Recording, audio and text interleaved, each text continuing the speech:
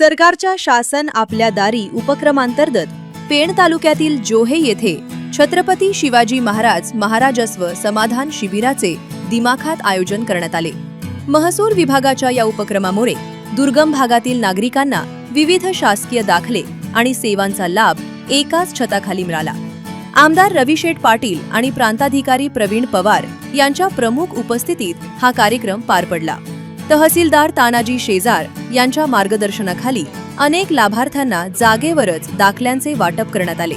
यावेळी कृषी व पशुसंवर्धन सभापती वैकुंठ शेठ पाटील यांच्यासह स्थानिक लोकप्रतिनिधी आणि महसूल अधिकारी मोठ्या संख्येने उपस्थित होते। प्रशासकीय कामांसाठी आता कार्यालयांचे उंबरठे झिजवण्याची गरज नसल्याने ग्रामस्थांनी या उपक्रमाबद्दल समाधान व्यक्त केले।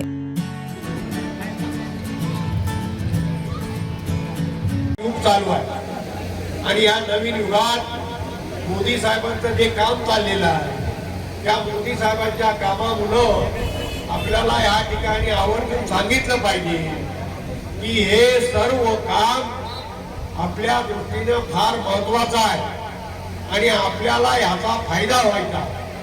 अहो 7-12 सुद्धा मिळता नाकात दम यायचा। कुठे तलाठी असायचा, कुठे तलाठी असेल तर मंडल अधिकारी नसेल, मंडल अधिकारी असेल तर तहसीलदार नसेल, अशा सर्व परिस्थिती असायच्या। परंतु आता हे कुठलंही कारण आता सांगायला नको। आपल्याला प्रत्येक ठिकाणी प्रत्येक गोष्ट ही आपल्या दारी येतोय आणि याचं सर्व श्रेय जे आहे ते आजच्या आपले महसूल मंत्री बावनकुळे साहेब आहेत, मुख्यमंत्री देवेंद्र फडणवीस साहेब आहेत आणि पंतप्रधान मोदी साहेबांच्यामुळं आपल्याला हे सर्व चित्र बदलायला लागलेलं आहे। म्हणून आपल्याला अनेक योजनांचा फायदा आहे। बऱ्याच योजना शासनाकडून येतात, परंतु ह्या योजनांचा खरा फायदा शेवटच्या माणसापर्यंत मिळू शकत नाही। का तर हे कागद पाहिजे, ते कागद पाहिजे, ते कागद पाहिजे, अनेक गोष्टी ज्या आहेत या अनेक गोष्टी ताबडतोब आपल्याला साध्य होत नाही आणि म्हणून आपल्याला ह्या सगळ्या शासनाच्या योजनांचा फायदा मिळत नाही आणि म्हणून आता आपल्याला शासनाने हे केलंय की आपल्याला ह्या योजनांचा फायदा मिळावा, प्रत्येक गोष्ट आपल्या जवळ साध्य व्हावी आणि प्रत्येक गोष्ट साध्य व्हावी म्हणून आज हे शिबिर आपल्या ठिकाणी आयोजित केले। मला वाटायचा निधी हा महाराष्ट्र सरकारकडून वितरित केला जात होता, परंतु देशाचे यशस्वी आणि कर्तबगार पंतप्रधान नरेंद्र मोदी साहेब यांच्या माध्यमातून तो निधी 4000 कोटी रुपयापर्यंत आज गेलेला आहे। आपण पाहतोय की पशुधनाच्या माध्यमातून अनेक योजना आहेत, अनेक स्कीम्स आहेत, त्याच्यापर्यंत आपण पोहोचलो तर खऱ्या अर्थाने शेतकरी त्या ठिकाणी सुदृढ समृद्ध होईल। परंतु सगळे आपण काय करतो की स्कीम्स येतात परंतु त्या स्कीमचा फायदा उचलला जात नाहीये।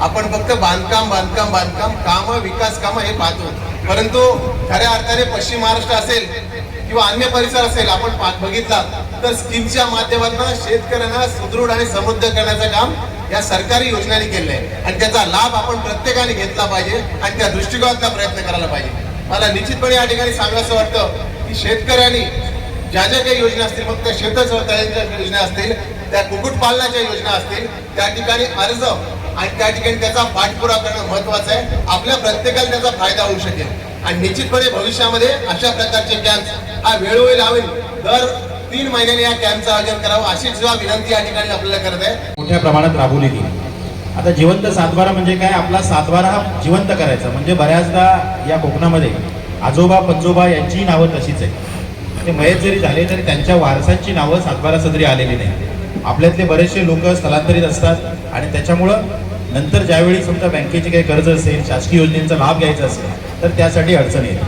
आणि त्यामुळे आपण एक मोहीम स्वरूपात मागील वर्षभरापासून सुरू केलेला आहे।